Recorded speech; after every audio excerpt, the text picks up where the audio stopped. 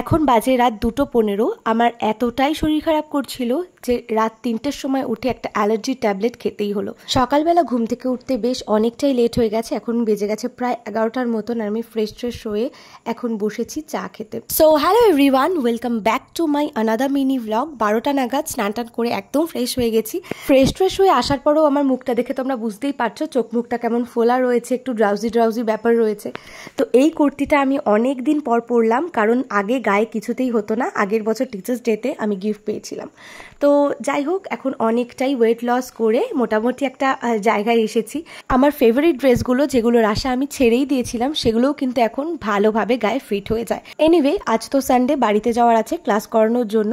তো সেই জন্যই আমি ঝটপট করে রেডি হয়ে নিচ্ছি। প্রথমেই ডট অ্যান্ড কি এর একটা টোনার অ্যাপ্লাই করলাম, এরপর ডট অ্যান্ড কি এর একটা সানস্ক্রিন ইউজ করলাম ফেসে, আর যেটুকু হাতে এক্সেসিভ ছিল ক্রিম সেটাকেই ভালো করে আমি কিন্তু মেখে নিলাম হাতে। তো তারপরে নিচে এসে পুজোটা প্রথমেই সেরে নিলাম। আর আজকে ছোট মা দিয়েছিল বিরিয়ানি। বাড়ি ফিরতে তো আমার রাত হয়ে যাবে, সেই জন্য মা আমাকে আবার টিফিন বক্সে করে বিরিয়ানি দিয়ে দিয়েছিল। তো বাড়িতে এসেই আমি খেয়েছিলাম ডিম ভর্তা দিয়ে একটুখানি সাদা ভাত, আর ছোট মা যে বিরিয়ানিটা পাঠিয়েছিল সেটা খেয়েছিলাম। তো যাই হোক, বাবিকে ঘুম পাড়িয়ে আমি আর মা একটু বাইরে এসে গল্প করছিলাম। আর তখন দেখলাম আকাশ বেশ কালো করে এসছে, মানে তখনই জাস্ট বৃষ্টিটা নামবে করছে। সকাল থেকে বেশ একটা চাপা গরম ছিল, তো এখন না বৃষ্টিটা হওয়ার জন্য ভীষণ একটা সুন্দর ওয়েদার হয়ে গেছে।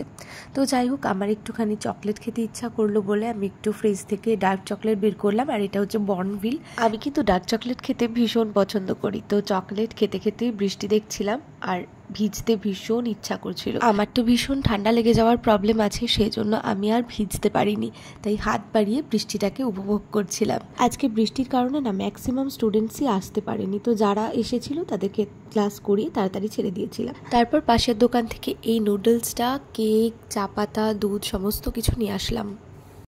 বাবাই তুমি দেখি বাটিতে কি আছে, খেতে খুব ভালো লাগে এগুলো। এইরকম রেনি ওয়েদারে আমার আর মা দুজনেরই চা খেতে ইচ্ছা করেছে, সেই জন্য চলে এসেছি চা বানাতে। মা আর আমি বসে গল্প করতে করতে চা খেলাম। তো চা খেয়ে এই বাড়িতে চলে এসেছি। তো বাড়িতে এসে দেখলাম রাত্রিবেলা আজকে হবে বাসন্তী পোলাও, তাই মা বললো যে বাসন্তী পোলাওটা তুই বানা। অ্যাকচুয়ালি ব্যাপারটা হচ্ছে আজকে মা রান্না করেছিল লাঞ্চে চিকেন।